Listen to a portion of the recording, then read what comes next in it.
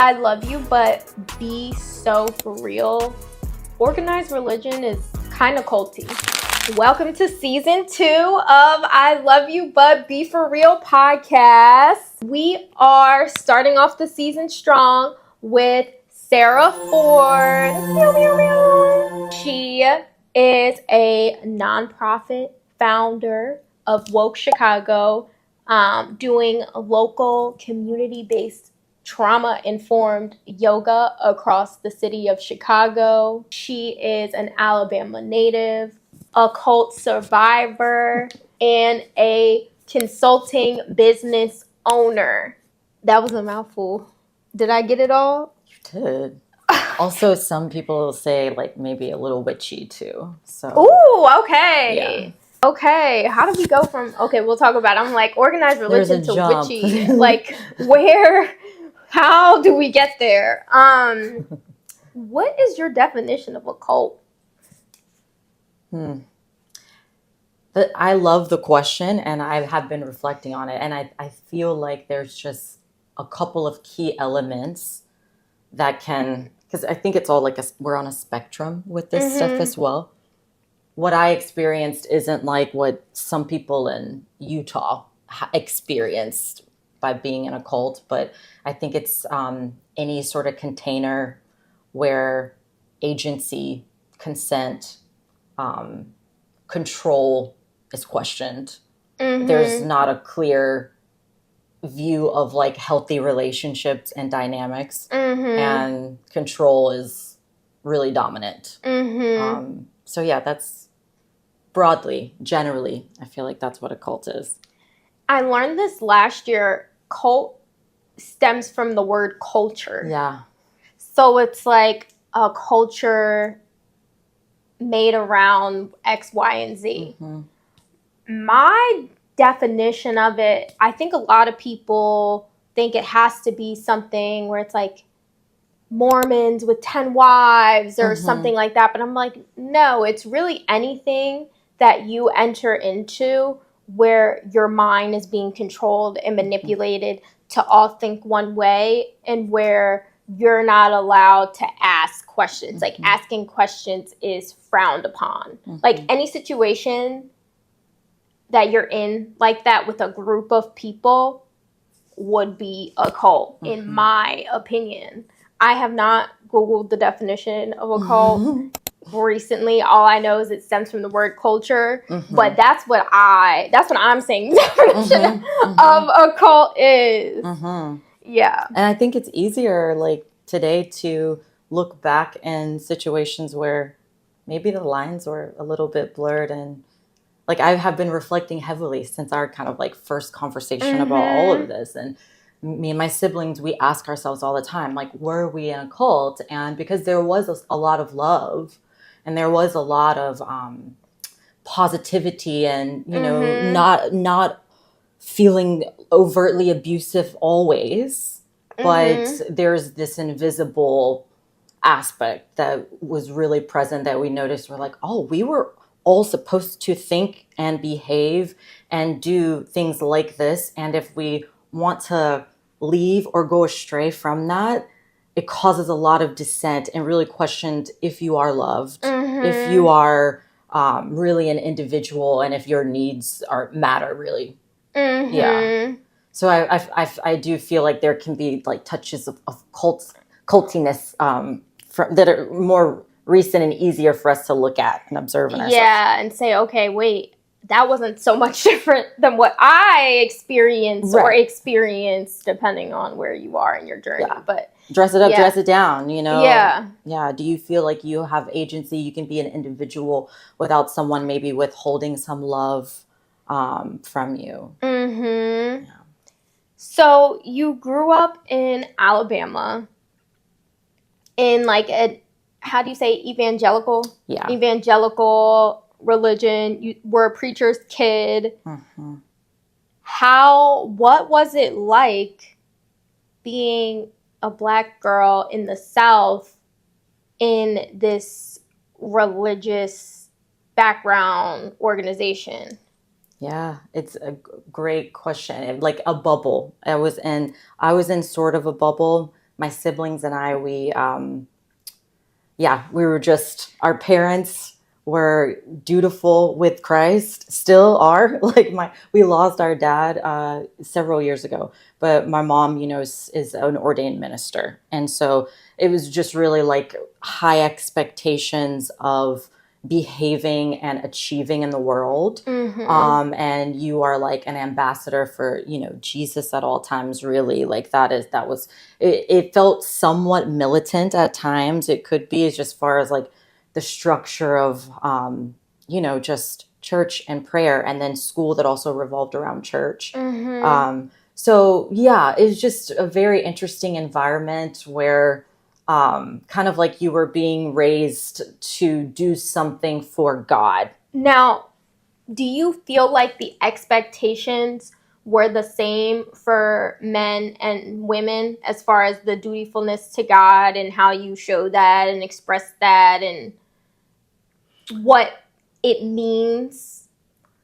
Yeah, I do not think they were the same for like my brother and me, but only in the way of as a wife, and as a mother, which is like the sort of cultiness of the religion that I grew up in was the women, it's like there's a purity and modesty culture, and also being like the best caregiver to children that you have, and the best mother, and like there's an appearance thing also, like coming from the South, of just, so all of that puts a lot of pressure on a woman, and when you're raising a female child, just naturally, sort of the things that I would be scolded for, or like things that like were inappropriate for me were not for my brother, just because it's a different standard that I was held to. What is an example of like the wildest thing that like a standard you were held to where it's like your brother does it, this is fine? Like, right. Definitely with dating, or,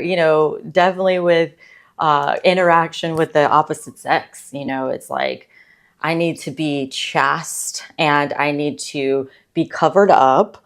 And whereas with my brother, I remember my brother turning 16 and my dad was like, here's like a really fast car. Here's a really nice car. You need to be dating. You need to be like, these are the things you need to be doing, pursuing women. And it was just completely different for me. It was like very, like I grew up in like a very sexually repressed household. So my sexuality, my, desires, like the creative fire when I got to be a certain age, it was really like tried to be snuffed out for sure. And because it's like, that is dangerous. We don't know what that could be, but it looks like maybe it can be Satan, like that type of mindset. So do you think that was communicated to your brother too, of like sexual repression, purity, like, but he just had to pursue, but he could? Oh, no. It was really like he was taking his time to date and do all these things. And I remember my dad like having conversation with our older brother of like, hey, like, we were questioning his sexuality, is he interested in women? Like, let's push him. And so they kind of pushed my brother to, hey, aren't you interested in this girl? And she want to take her on this date? Like, and it was just really the opposite with like the daughter that they had. So it was like almost like an obsession of your son not being gay kind of thing. That like you nailed it. It was yeah. Regardless of if they even are showing signs of it. When I say showing signs, showing interest Absolutely. in the same sex or not. It's like, I feel like just in Black culture, and a lot of Black culture is coming from down south, because so much. Think about enslavement, how we all got here. Yeah, like how we all got here. So a lot of it is coming from down south. So then it's like, you don't want your son to be gay. Like, you just don't want, like, but even if they're not like showing any type of, they're just minding their business. They could be talking to 10 girls, right? And like, I just feel like there's always going to be at some level of like a breath of fresh air. Yeah. Like, thank gosh. Yes. Like, And it's saddening and sickening to me because in coming from the South, it's like the world view feels quite limiting at times, yeah. and so if you're really trying to raise, children in the 90s, which my parents were, it was very much like protect this house. But in reality, there's just so much beauty in people being their individual selves, however long it takes them to get there. There's beauty in not stifling someone's development or growth, which is what I kind of felt like, that there was a chance that could have happened to me, but I was just really rebellious in the sense of not allowing my personality and my authenticity to be squelched from a young age. It was just it couldn't happen. I was like, it's just so I learned a lot about myself at a young age of like, oh, these are the things that I think, like this is how it's different from my parents. So. And speaking of that, like individuality, I feel like, and we talked about this a little bit, ADHD is like a superpower where it almost hurts to not maintain your sense of self and individuality, whatever that is, right? Your sense of self could be aligned with whatever someone's teaching. It doesn't really matter, but like it hurts to not keep it. So you were diagnosed at a regular age, like 7 years old, which is actually not typical for a lot of Black women or women of color. But then what was your parents' response once they learned that you had ADHD, and like, how did they view it? Did they believe it? Yes, that was challenging because the church my parents were leading at the time, there was like a child in the congregation. This is like, not many people were like today we're getting diagnosed and we're like getting like therapy or medication. At this time, this was like the wildest child in the church. So this is the first time they ever heard of Ritalin. And so there was just so much folksy, like bad information, like fake news about like, oh, did you hear he's on Ritalin? And like, so my parents were like, oh, the blood of Jesus is going to cover you through this. And like, here are ways that like, not even here are any ways. It's just like, we're going to pray this, like, you will not be afflicted with this, and you're healed in Jesus' name from whatever this is. So I was just like always very hyper, and I never wanted to, it was hard to focus on just one thing. I wanted to do so many things. And my mom was homeschooling me at one point, and it was a lot. I think I was a lot for her, but I was also a lot in actual school. And so at least when I was at home, my mom, she would give me like just lots of different things to do, and it was fine. But the reason I came out of school was the teachers were like, hey, they did like an assessment in school, and then I was sent to like for referral. And so, like if there was, some more education and maybe some medication, I masked through from a small child. I would mask. So I would just like do enough to seem normal and adjusting when I did sometimes we would be in school, sometimes we would be homeschooled. So I just made it through college. I feel like grades and everything, my whole life probably could have been better if there was like awareness and insight and like acceptance of this, like my brain works differently. But instead I started a whole bunch of things. Some things I didn't finish. I would feel guilty about not finishing them, not knowing that like that's normal part of my process is to experiment. And so I masked a lot. That's how I dealt with it. But they dealt with it by just praying. They were going to pray, yeah, and I think I conformed. Through that as well. It was just like as a child, you want to be pleasing and to everybody around. You don't want to be a problem, and so I was just like, okay, let me just like do my best, and I was still, it was really very difficult, but I just learned how to. Yeah. So you kind of felt like, oh, the prayers are working a little bit because I'm like, I found my workaround, so that they must be working. I didn't think that the prayers were working because I knew what's happening in my brain. It just seemed like to all apparent to my mom, you know. So you were like, let me make it seem like they're working. It was just kind of like, oh, I don't want this to be a thing anymore, and I don't want any more attention on this, you know, because when you have a neurodiverse brain, it's like you're the different one, and I'm also left-handed, which was interesting.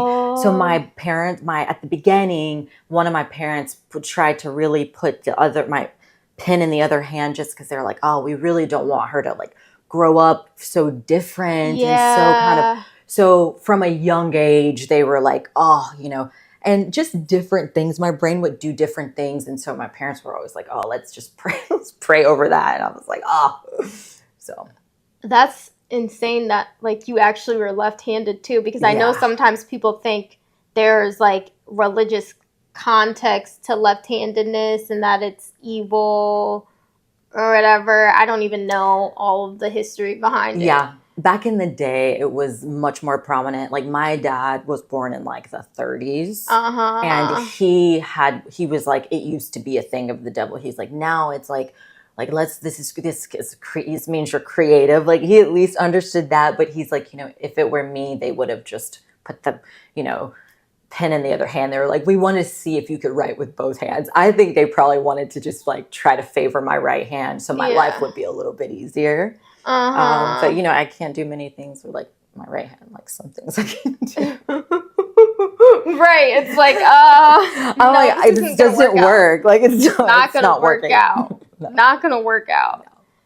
That's actually hilarious that I almost feel like it's interesting the families that we are born into and our role in that family based on like how we turn out, like not turn out like, oh, as an adult, but just like who we are as an individual and like what role were you supposed to play in the community that you were in, being neurodivergent, left-handed, et cetera, et cetera. Like there was a role that you were supposed to play or like a light that you were supposed to shine in the like cult behavior of like, oh, everything should be like this, everything should be like that. And even if most people didn't acknowledge it, I'm sure there's somebody who you don't even know about who like saw and then freed themselves from that one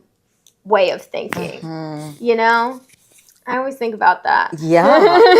Yes. Especially, I mean, there are some schools of thought, you know, I don't know like what your listeners or how you feel, but like this idea that like we choose the family that we are coming to, and this is all part of our work, our soul's work on the earth. And I definitely agree with everything you just said. And my family has told me that of like, you know, you were meant to be here to really disrupt like so many patterns and ways. And they understand that because I was really a disruption. Like my parents, they were like, we're done having children. You know, between the two of them, they had 9 children together. And I was like, they were done. And then I showed up and I felt really different. As soon as I came into the family, I was like, oh, I was just watching everything and noticing like, oh, I'm so different than this. And, you know, just have never had a choice in that. I feel like it's the Aquarius of like, I just have to be this different unapologetically. Right. I love that. Yeah. Let's talk about purity culture. Ooh. And I know a lot of people think that they may be protecting their daughters with that culture of like, I don't want anything bad to happen to my child. I don't want my child to be taken advantage of. Like, and there's aspects of a conversation around sex that I do think should be had with kids, but purity culture is almost like the conversation is just not happening at all. How do you think that impacted your exploration of your sexuality? Such a good question. And I like how you framed it too, of like people think that they're helping and that, but yes, it feels like the purity vow, that whole ideology is just a lack of information, which gets us nowhere. And for me, there was just a huge emphasis on being pure physically, physically keeping your body pure. And I think that that's very limiting. It's a very limiting instruction to give like a teenager or an adolescent, because there's so many other ways to be pure and impure, and to just focus on what's happening with your physical body is limiting, and it's not, that doesn't do anything. So for me, yeah, how did it affect how I explored? Well, I'm so curious as a person. Like, I am here to learn from experiences with other people, period, point blank. And so it means experimenting for me, regardless of if like of the conversation, whether it's purity or whether it's like empowerment. I had to explore for myself. And so I think that when I did explore, it was quite, I was uneducated, and I was risky, if I had more information, or maybe if I felt more empowered, or just a bit more autonomous and free as an adolescent, I would have made maybe some safer choices, and kept myself from like being bruised emotionally,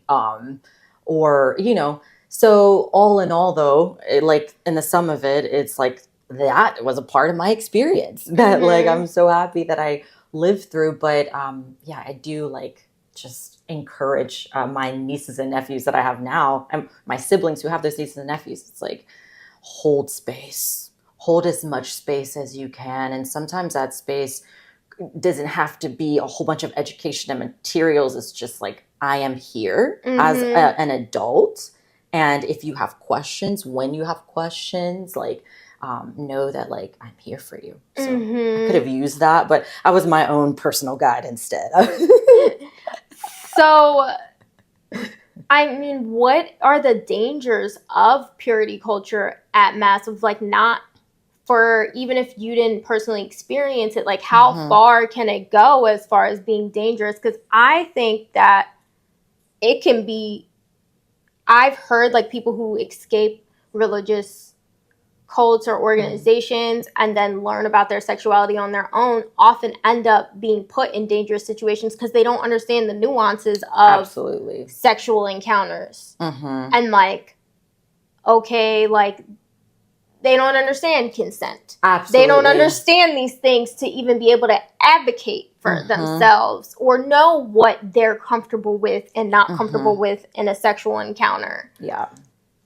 Yes, you're correct. I'm very grateful to have there, when even when I look back at my trajectory of my life, I can see like, oh, I was unsafe in that situation. Yes. And I also think that as an adolescent too, like there's not only like your body and this physical, thing happening, but there's also alcohol and substances that are new. And so all of these things like compounding, and for me, I was like struggling with also grief of like losing a parent during my adolescence. And so, just put myself in a few situations where, like, luckily I was confident enough to speak up and get out and get to some safety, and I learned from later. But I agree, lots of it's just a lot that's available to as far as like I'm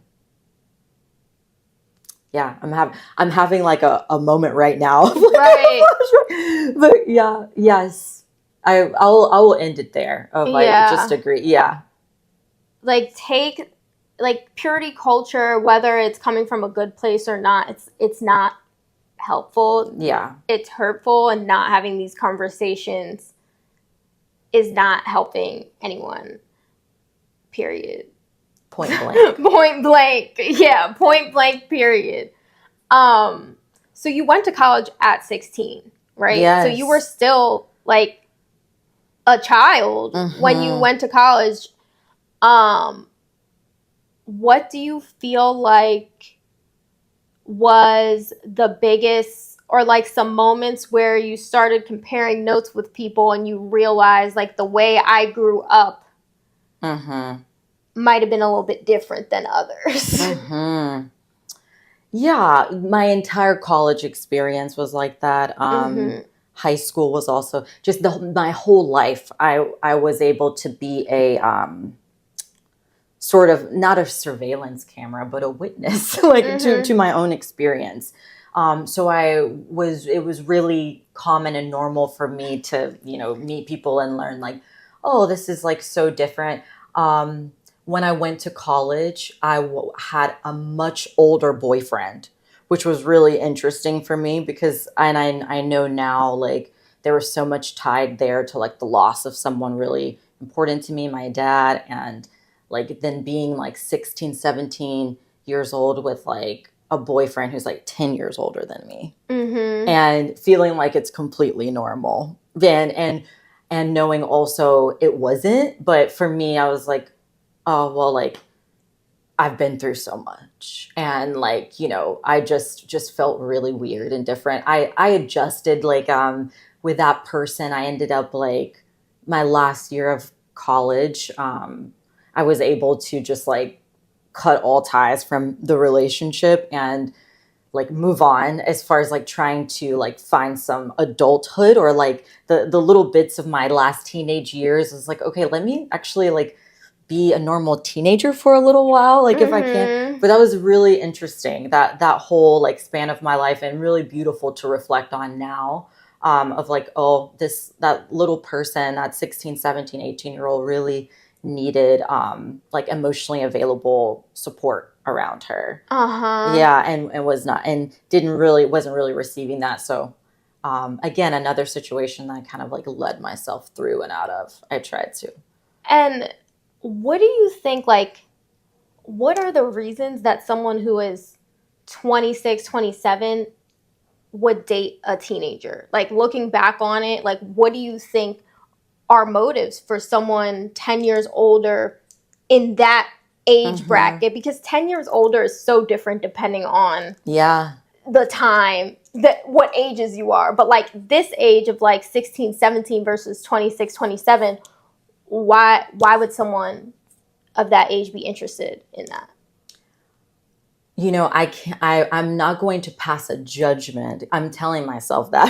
I'm not passing judgment, but there was definitely an imbalance, like head, heart, body with this person, that, and for me as well, me being like wounded and probably desirable to someone who would be manipulative or controlling, those characteristics, wanting to possess someone. I feel like I was kind of gutted, like when I met that person. And I think they saw that and was like, and as a teenager, I totally lied about my age, but at the same time, I said I was like, I think I said I was 18 and I was just about to turn 17, something like this. But it's like, regardless, I'm young, and as like, grown up as I was acting and sort of mature, that I was signaling, I was a kid. Right. So, yeah. And like the way I always divide it is, can you drink or can you not drink? Couldn't drink. And like that's all, like that's how I divide it, at least in the US, because it's like in Europe and everywhere it's different. But like here I'm like, if the age gap is like 16 and 19, controversial, I think it's fine. I know it's controversial. Wait a minute, tell me the numbers again. 16 and 19. Okay. I think it's fine in certain scenarios. Okay. I still think 20? It's like, the reason I still lean towards yes is because you're going to hang out in the same spaces. Like, you're going to go to those little, in Philly, dollar parties where it's like, okay, you're not 21, you're going to go to this house party. A 20-year-old is doing the same thing as a 16-year-old. So it's like, I see how we met in a normal, culturally relevant situation for like where your brain is supposed to be. Mm-hmm. Mm-hmm. Whereas like now, once you've hit 21, it's like where you're going out should be different Mm-hmm. than where I'm going out. Mm-hmm. If I'm 16 going out at the club, I wasn't supposed to be doing that. Right. And now I'm entering into a growner spot than what I'm supposed to be in. Mm-hmm. So it's like, it can happen, right? Like, there's fake IDs. I had a fake ID when I was 20 or something. But it's like, at the end of the day, you wasn't supposed to be there. So that's why I know it's controversial. And I do think there's still a lot of scenarios where the 19, 20-year-old man has like a certain power dynamic over the 16-year-old. Like, I get that, but I still, like, I'm not going to automatically be like, no, that's wrong. Because I'm like, you're hanging out in the same spots. You're in the same developmental stage. 21, now we're entering in. Now it's like, okay, you're a little bit wrong now. You're a little bit wrong. Yeah, 19 and 21, I still think that's fine because you both may be in college or you're at college age. Sure. If you didn't go to college, you have a friend that's in college. And you have certain, like, it's like, what is your life experience right now? It's going to be similar at those two ages. True. It's just you could go to the club and I can't, but that's fine. But yeah, that's why. But I was talking about it with Daniel. Is like he's like, no, I would never let my 16-year-old daughter date a 19-year-old man. No. And I get that, but I'm like, no, I would want to hear some more information. I wouldn't say no. I would say, let me think about it. Let me let me see how did y'all meet? Oh, we met at a party.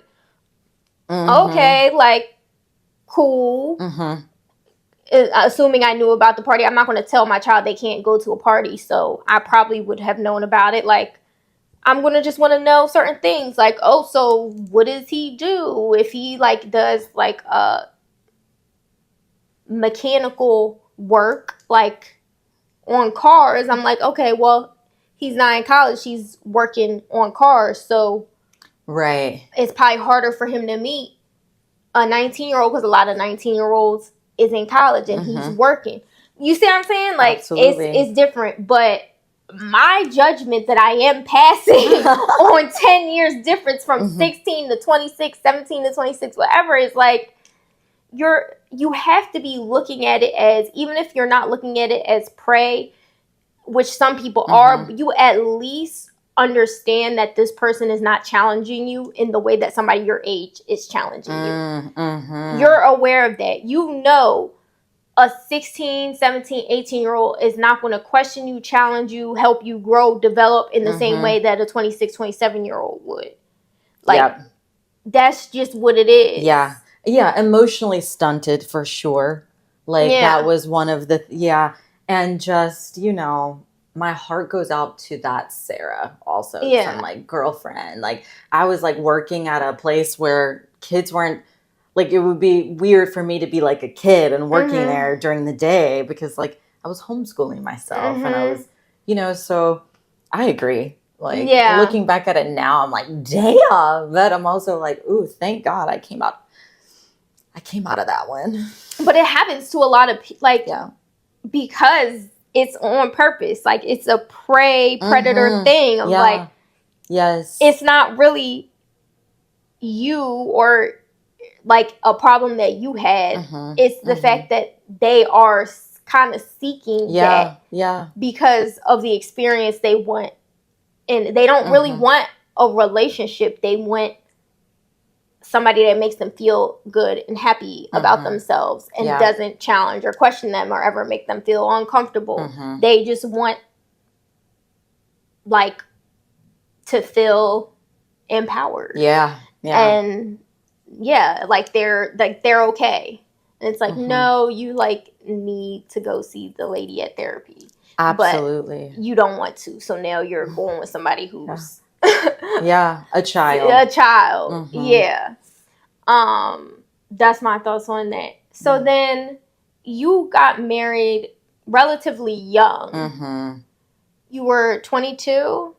I was 21. 21. So you got married at 21. Yeah, girl. Crazy.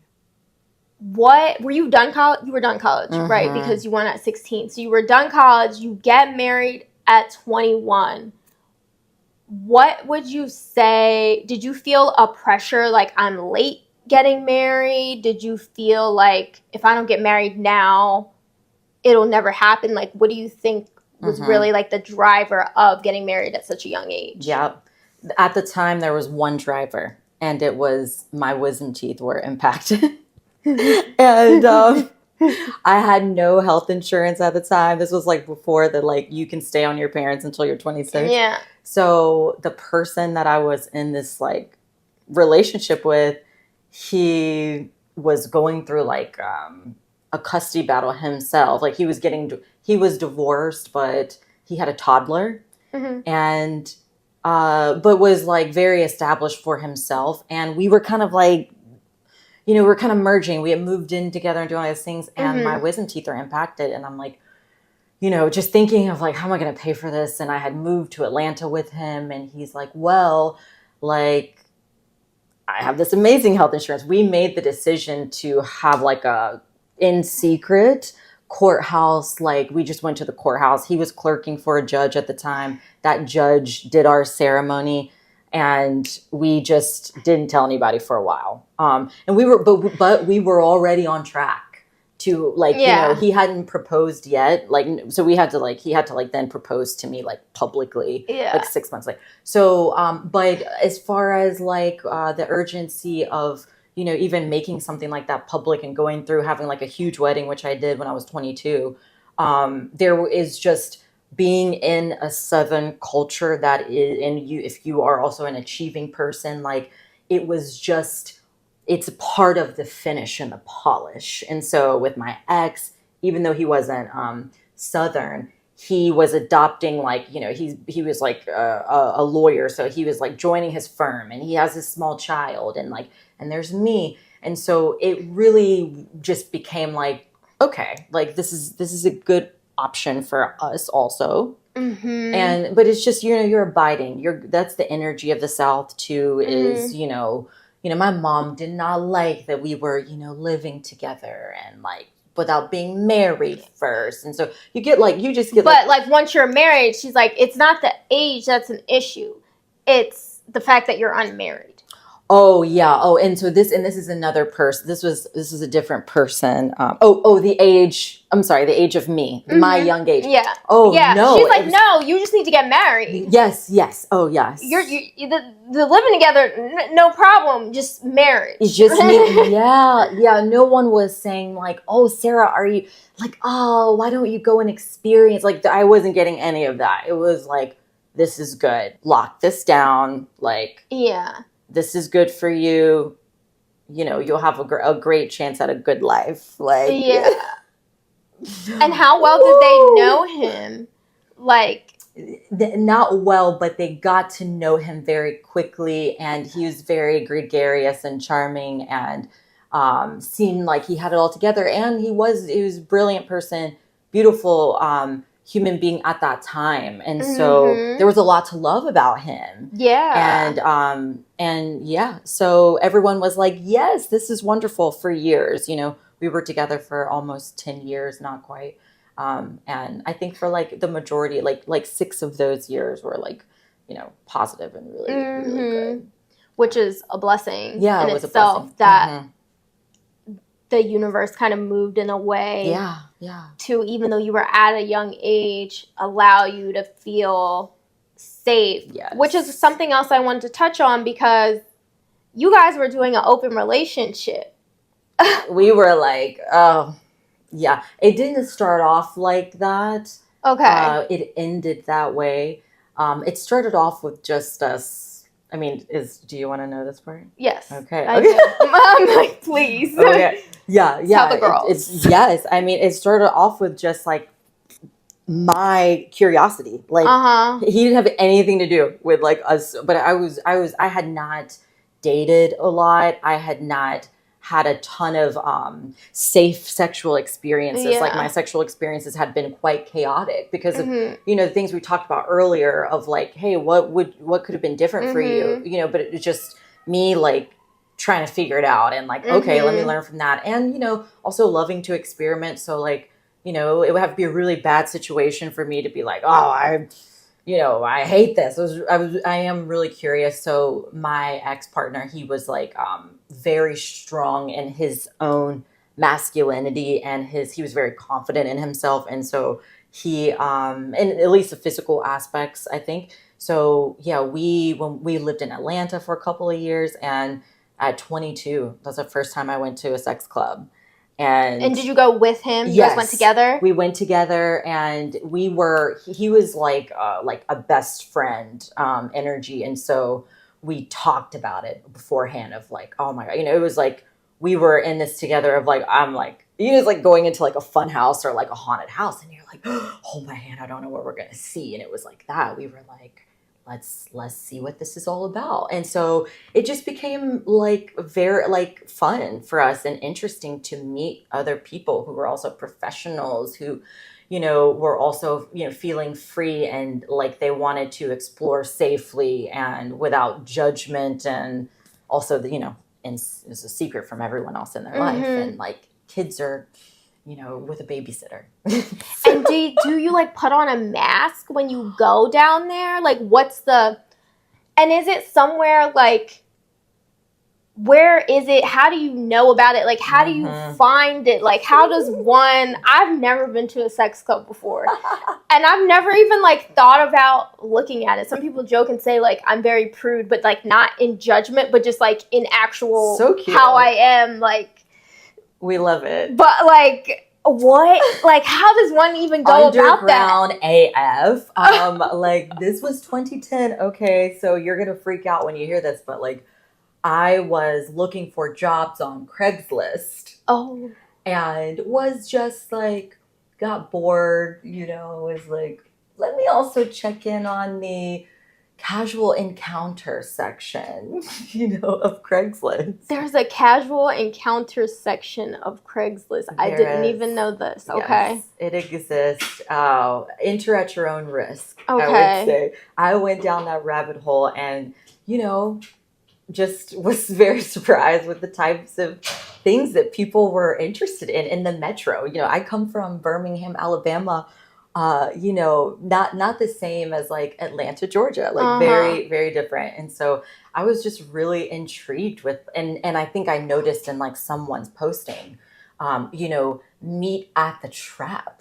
And so I like, they were like talking about, this is a couple seeking a couple. And like in the post, like, we will be at Trap this weekend. So I'm like, what is Trap? What is Trap? So I'm like, I Google and I'm like, oh, there is an underground sex club in Atlanta, like off of Fulton district, like area, which is like very industrial. But it's called Trapeze. And, Trapeze is like a swinging. That like Cirque du Soleil looking thing. Yeah. But basically this club, you don't, it's very high security at the front. Like they, you have to do like a profile and background beforehand. And just like, there's like big deposit that you pay. It was BYOB, which was fun. But, basically there's different playrooms in the back. There's different levels. So at the beginning, when you go in, it's just like a regular club. People are just dancing. It looks like a nightclub. There's booths. Everyone has their clothes on. And then you can go to the back where in the back, it's basically like you're entering like the gym locker room. There's a women's side. There's a men's side. You can get a towel. You can put your clothes away. You can slip into something different because when you like exit the locker room, like that preparatory area, you're going to move into an area where there's playrooms, where there is like double-sided, like, or the mirrors where like you can see into a room. They can't see you. They're in the room and they're playing and performing. There's pool, hot tubs, back bar, like it's like a full establishment in this back area of this club. And, it's everyone's pretty much naked. Be ready to be seen naked, or you can be in a towel, your cutest thong, whatever. Personally, it was a very fun experience for me. So like, okay, so there's the different rooms. So there's the main room, like you can just dance, whatever. Maybe get yourself warmed up. You're just getting yourself warmed up. pictures. And it's also probably like the cover for like if any, let's say the police raids the place for some weird reason. This is a club. Yeah, well, it wasn't like everyone knew. The police, everybody knows what type of place that is because it's like there's codes, building codes, and so they know it's a sex club. They know what's happening there. That part wasn't secret. It's yeah. So it wasn't like nobody knows what's going on here. It was like we're gonna be professional. We're gonna have like stages to this, and I mean the food was always really good. Also, the food was in the front of like they had food in there. Full situation. You know how they say strip clubs have the best best food and some of the best food like in Atlanta. The Atlanta strip clubs and sex clubs, I think, are like. I like Atlanta strip clubs. I've been to a strip club in Atlanta. I like Atlanta clubs in general, regardless if it's strip club or not. Like, they're just fun. They're vibes. Absolutely. They're so vibes. And, like, I think, like, the people are more free. But, like what they say about Atlanta. Atlanta is the place if you want to figure some stuff out and you want to be on the DL about something. Like, whether you're trying to transition to a different sex or you're experimenting with your sexuality or anything, they say Atlanta is the place to do it. Really? Yes. That's like the thing. Like I feel like I stepped through that. My play aunt used to say it about like gay men. She used to be like, like Atlanta, like, be careful with who you date. They might not actually like you. They might have a little sugar in their tank. Like that's what she used to say. Like, and I've heard, as a result, I've heard a lot of different stories of different people finding themselves in Atlanta. I think we can find ourselves in an ATL. It's like there's like and I think also like hip hop culture has helped with this too, of just there's a sexual liberation, and but then there's a homophobia that's associated which with hip-hop, but then it's like that's from it's like the South. DL. Yeah, it's like and that like I kind of like it lends to it. Yeah, because it's like the DL thing, and it's like, oh, Atlanta is hip hop, and it's like hip hop is DL culture. Yeah. So it kind of does lend to it, but that is like so then when you go, is the sex club open like just on like weekends, or you can go like any day of the week? Do they got events where you're like, oh, I want to go pop out for this? Listen, and that's what became sort of the lifestyle for us, was like the people that you meet at these events are like doctors, lawyers, professionals, people just like, teach, like just everyone is represented, but there's this common bond of like, oh, like we feel a little bit more free, like within ourselves. And so these friends became, good friends for the time, and popping out to events and, doing like fun body painting and body art. Like for me, I was doing fitness stuff at the time, and like just feeling this new freedom in my body. And then this relationship that I was in also was like, it was for free. Like it was like, this part of our relationship is like, we want Sarah to be exploring and to feel like she is free within this relationship. So for that relationship kind of changed me in that way. It was really beautiful to for someone to hold that type of space for me. And it would get challenging later, but through that time, it was exactly what I needed, because coming from such a sexually repressed background and, needing to experience things and needing just to, like, would I go do it again under the right circumstances? Hell yeah, probably. Like I am. That's a part of me, being like sexually free and being able to like explore, or even just holding space for others, which is what my ex and I would later end up doing, is like kind of creating some of our own spaces for this, which was cool. So you guys would like host events, and then like, would you be posting it on Craigslist? No, I love you. No, we never did anything on Craigslist. Craigslist was just the gateway. It was just how we kind of like, oh, this is out there. So yeah, there's like now there's like some apps, like I think there's some apps that are like Field is one of them where you can kind of like explore, like swipe on people, like couples can swipe, things like that. We were on like a couple of different like websites, but by that time we had like moved to LA. So we had like developed like a group of friends that like some people lived in Atlanta, some people lived in Cali, some people lived in New York, whatever. But we would like get invited to parties and they were like, hey, really became more for us about like, this is a fun thing to create as an experience for people. So it became more about that, less about, we're going to get like our sex rocks off. Like it was like me and my ex, we were really into each other. So we would sometimes show up to events and just be like, oh, like we just kind of want to like flirt with each other and have fun. And like maybe other people could watch that if they like wanted to, maybe if we're in the mood, but it really became more like holistic, as much as you can say holistic, in an experience about like sex. That's cool. Yeah. I've never, like, this is all very educational to me. Because sometimes you just watch girls, sometimes you're just like they're observing. That's interesting. I'm like, so do you feel like once you guys were open, do you think that had any drawbacks, or would you ever like be would you call it a polyamorous? Is polyamorous the same thing as open relationship? No. So what's the difference between those? So in an open relationship, both partners can just exist, and they like, and there's like different nuances to it, but like, let's say me and you are in an open relationship. We decide together like what our definition of open is, and we negotiate that, and we give each other some type of freedom. And I think the one thing is just like, we're not going to always be with each other. Okay. But like how we do that, we get to decide. And I think it looks different for all types of partners. Some people are in an open relationship. One of the partners goes out, the other partner doesn't, but it's just like, hey, I'm okay if they do that. And that's the openness of our relationship.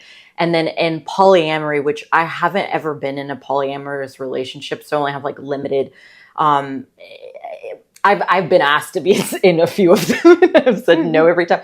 But that is, where one person in a relationship, like the anchor person, is like, I'm going to have multiple romantic partners. I can hold space for multiple romantic partners, and you could be one of those partners. So like being in an open relationship generally is involving only two people. Being a polyamorous relationship, I can have you as my partner, another partner over here, and I have different relationships with each of those partners because I can hold space for multiple people, more than one person. That's a talent. Mm-hmm. It is, and for me, it's like I can't. Yeah, like I couldn't do it.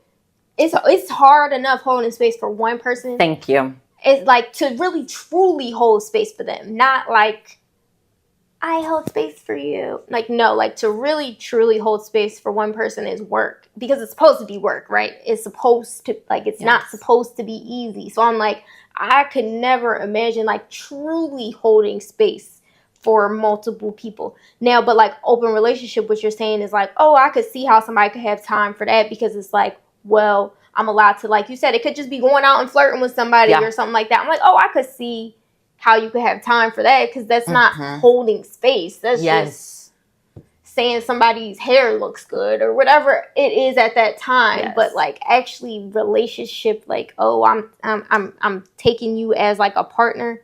Yeah. I don't really know how I feel like that could really work out with multiple people.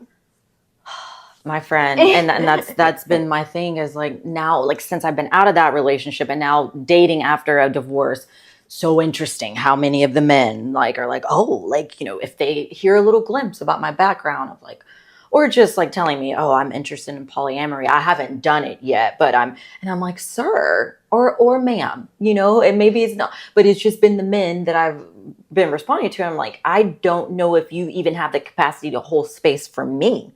And from what I've seen, like for every person who asked, it was like an automatic no. And I don't think it's anything to like take lightly in a relationship. Like, if you're craving like multiple people, there's other ways to do it than like labeling yourself as like, oh, I'm poly. Like, don't take on that responsibility. I'm glad you made the distinction because I didn't know the distinction, and I think it's really important because people who may want to explore themselves sexually may think the only option is the polyamory, and there's a lot of people who probably wouldn't be able to do that option. Absolutely. So I like the distinction to me is really important for that reason.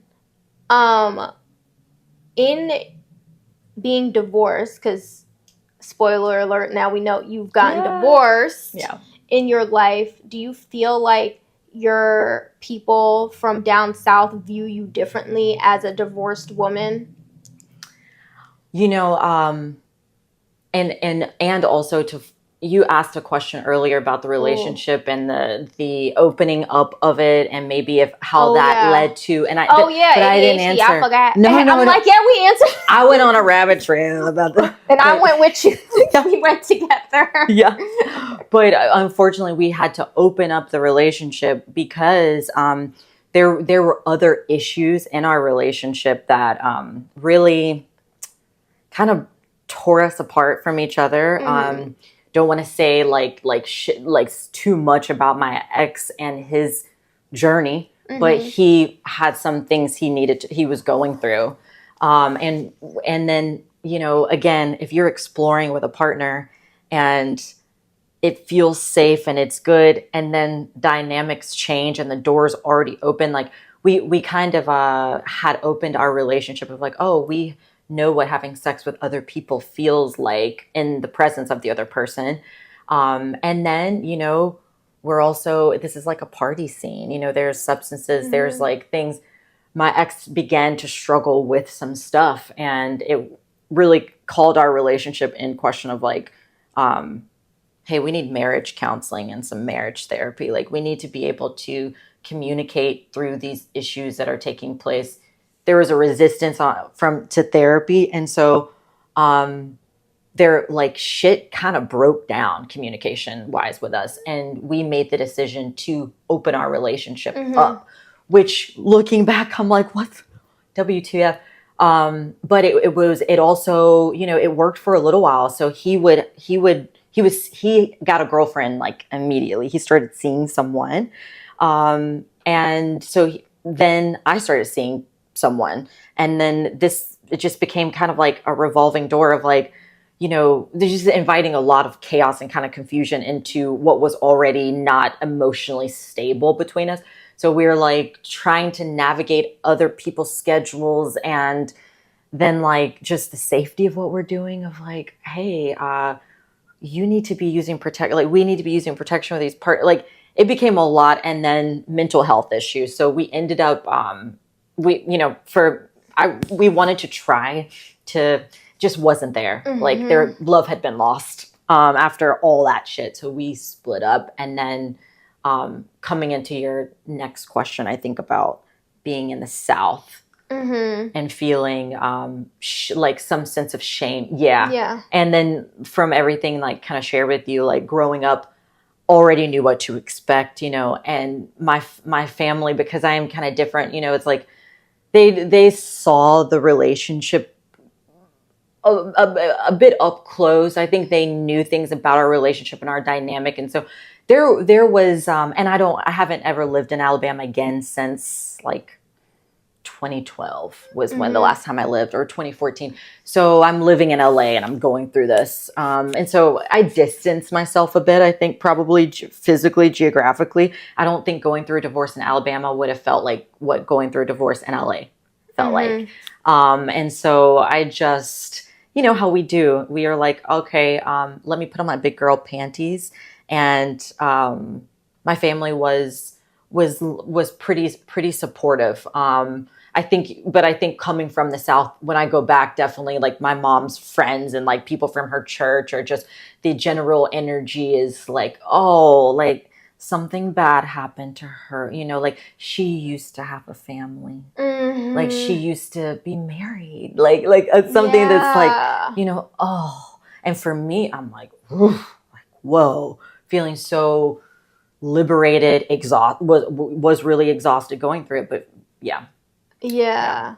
And you're like, this is where I'm supposed to be now. Like, there isn't there was difficult times, but like, this is not like this horrible thing that happened to me. It's like, there were horrible times. Yeah. But I've like ended up where I was supposed to end up, kind of thing. Absolutely. And there's still like, it's not too late for you. Like, I get that a lot. Like, and I'm like, because I have a divorce under my belt, like, I'm like, life is just opened up, It's like, this is not a death sentence. Like, this is something beautiful to have gone through and to have made it out, like, with the ability to at least reflect.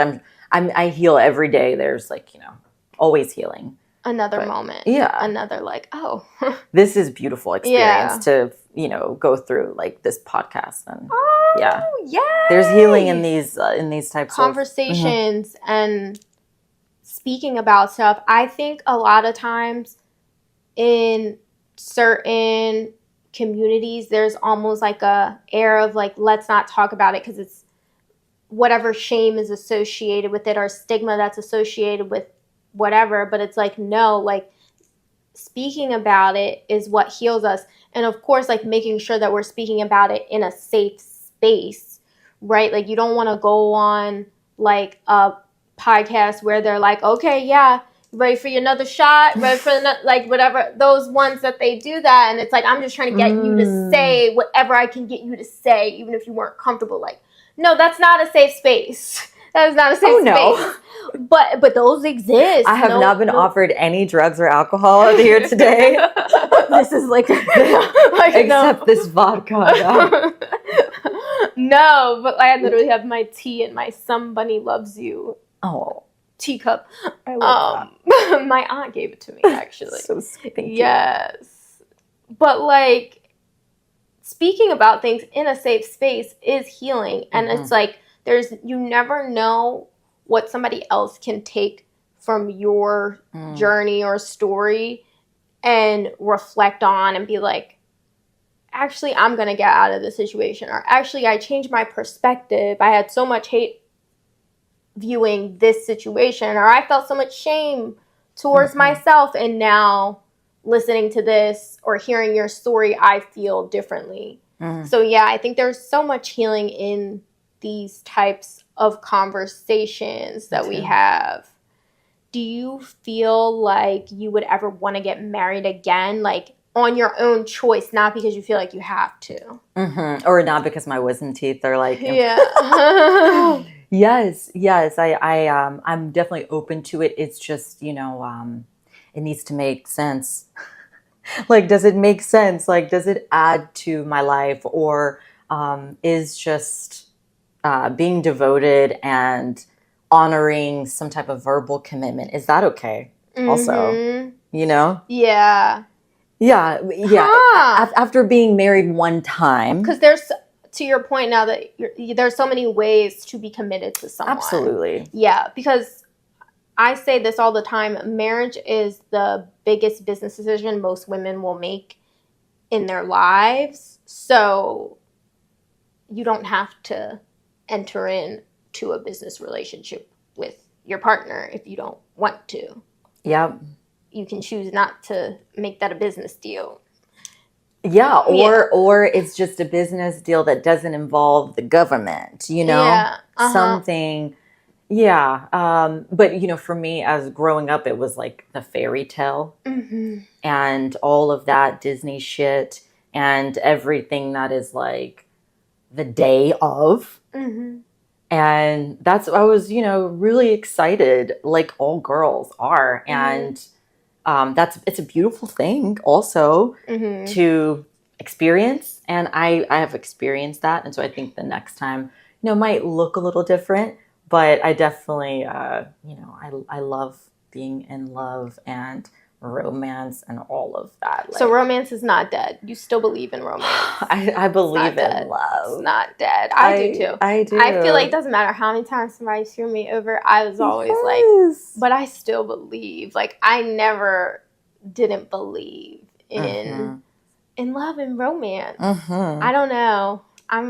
But like I'm not a romantic in the way of what people think, like a romance person. I just believe in like commitment.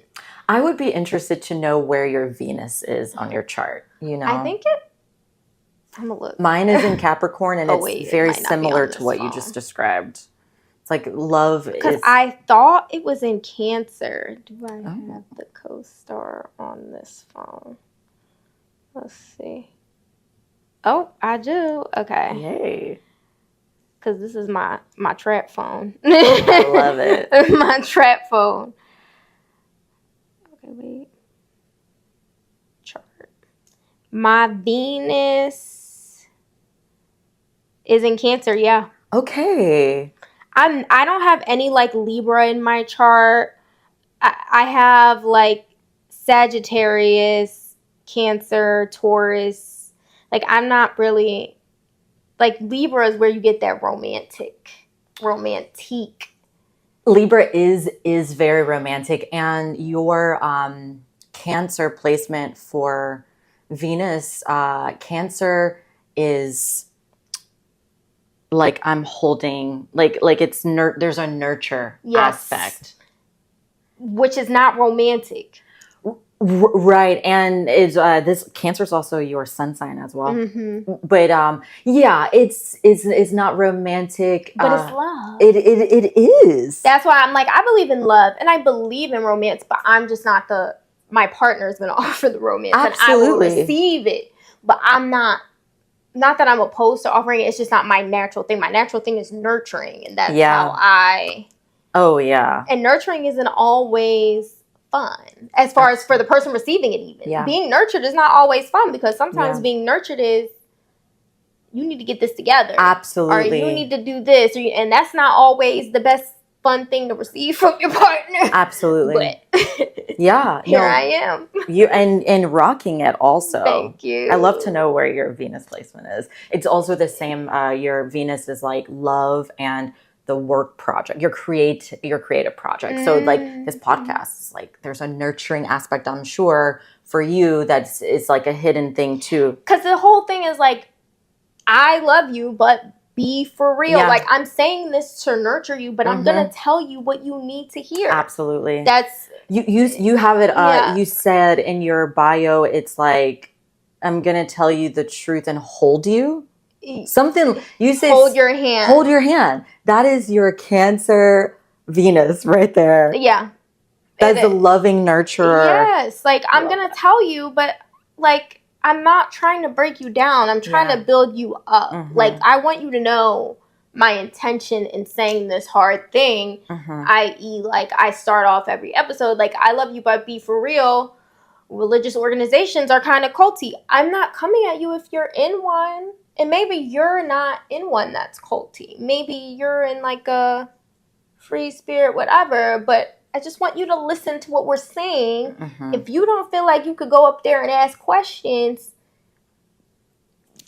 I'm just letting you know. Double tap on that. Yeah, like I just want, if you don't feel like you can speak up or have a different opinion than somebody's there respectfully, and they can have their opinion, you have yours, then something might not be right. Like it should never be like somebody's telling you the way to live, and like if you don't live this way, then this bad thing is happening. But if you live this good way, then you get this. It's like, no, you should be able to learn and discover that relationship with God, even if it is through the Bible or the Quran, whatever it is. You should be able to learn and discover and grow in it and ask questions of like, okay, well, why this? Because at the end of the day, I feel like that makes your faith stronger when you're able to do that. Like it makes you really believe. Because I know a lot of people I know you weren't Catholic, but I know like white people that was Catholic that are like, I don't believe in God no more.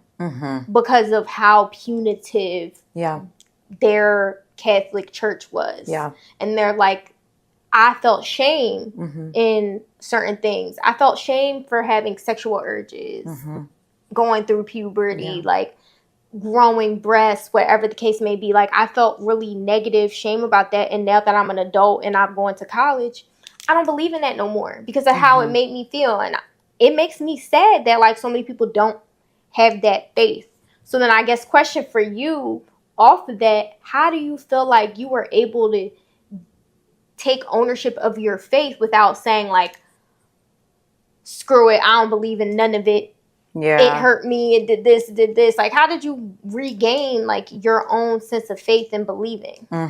That's such a good question, because it definitely went through a period of just, some emptiness of like, I unsubscribe to evangelical Christianity in all of its forms. Like, that happened, just shortly after I kind of got married and became an adult with my own mind, and then was raising a child, and you're like, like, we want children to grow up and feel like they have moral compass and like they have a guide and there's like some North Star. And so for me, I was like, oh, how do we do this without completely like polluting this child's mind to only believe one particular way? And so for me, I started to like reflect and notice like, oh, this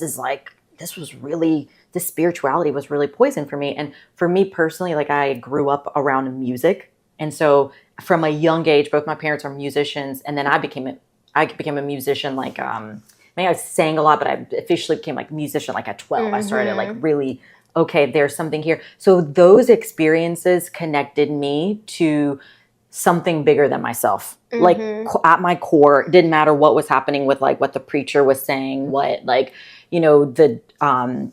just the doctrine was doing. I felt like something like, ooh, there's like some energy that's bigger than myself. Maybe it is God, So I kind of had already had that, and I kept that my whole life. When things would happen, I would come back to my faith, or come back to, oh, this presence, this energy, and maybe like pray and like ask for things, but didn't like nurture a relationship into my adulthood till this, this divorce happened. Then I get back into yoga and just started to see the oneness, of like so much, and just like began to unify this experience for myself. And I've had a few conversations with my mom that I felt like, okay, this is necessary. And of course there's resistance, but, it's like to end this, like in this faith or like evangelical Christian sort of movement, anything that is saying that there's one way to do anything, and if you don't do it this way, then you're damned to someplace where you'll be tortured. I could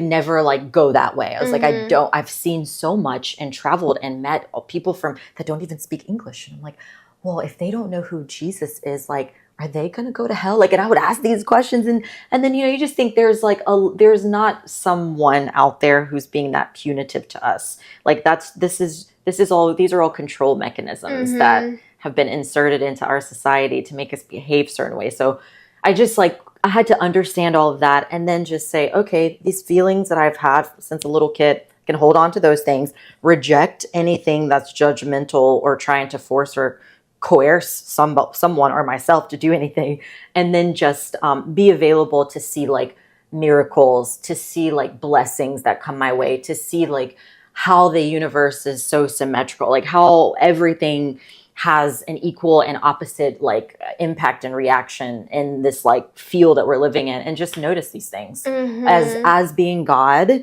and don't interject anything else. Like, just have it be that.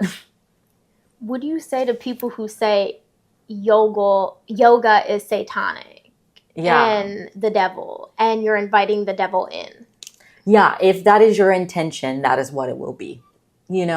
If that is something that they want to believe, and yeah, I struggle with that. It's one of the things about, yoga that like, I'm like, oh, it'd be beautiful to bring this into Alabama. And so many schools in Alabama say, no, we cannot do any type of yoga that is satanic. And I think it's just all this, it's a product of like a closed society, closed mind, like, society and energy of like not wanting to be expansive. And yeah, it makes me sad to hear that. Yeah. When I hear it. Yeah, I've seen a lot of videos where it's like someone who used to teach yoga, and they're like, I realized I was like something. Yeah, like I was calling the devil, and I realized. Homegirl, if you were calling the devil in, okay, that you did that time. Not everyone is. Some of us just are trying to regulate our nervous system. Yeah, breathe. like breathing is the devil now, but that's okay. But yeah, like I'm like, if you, that, to your point, like if that's what your intention is, yeah, you can do it. But yeah, like sure, but I certainly won't be doing that. Right. I certainly will not be doing that. What would you leave people with as like a cult survivor, someone who came from purity culture to going to sex houses, divorce, still exploring? Like, what would you say about like reclaiming your identity, and how would you encourage people to question their surroundings? That's so beautiful. You make me sound like a bad girl. I love it. Okay, that's got to be some type of like opener. Yeah, I love it. Yeah. Okay. What I will leave, this whole topic, because it's been so varied and vast, is like 3 C's. Okay. These 3 C's have I didn't know I was doing this until recently, but it's easy. It's curiosity, courage, and compassion. So this it's like a trifecta in my mind, and it is what helps like guide me when I'm off track and off balance. But having the curiosity to having curiosity lead everything that you do in your life. Like when situations like recently, like lots of things have been new in my life, and I've been like, ooh, I want to be fearful, I want to be angry, but instead like just choosing the curiosity. What is this situation and experience here to teach me? What can I learn? Or if I'm just curious, if I'm like, ooh, let's see how this is going to shake out. Like this is helpful in how I approach life, instead of, just having a wall up or having some type of preset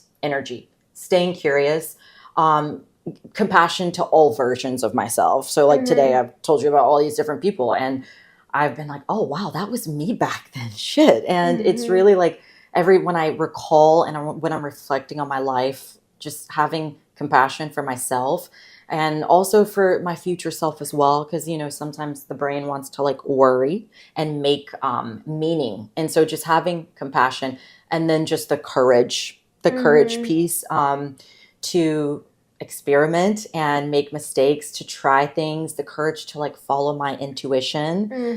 We all have this like inner voice that's speaking to us. And I think it requires a lot of courage to just sit down and listen and like unpack some of the things that have been told to us and have been handed down to us. So those 3 C's, when I look back in my life and I look at currently where I'm at, like, and how I want to live it, it's really being curious, being compassionate, and being courageous. Period. Point blank. Curious, compassionate, courageous. Yeah. Yeah. Okay. Yeah. Cool. The 3 C's that we're leaving you with. Yes. Okay. Founder of Woke Chicago. My friend. WokeChicago.org, right? Yes. It's how you get to it if you're in the Chicago area. So many good programs.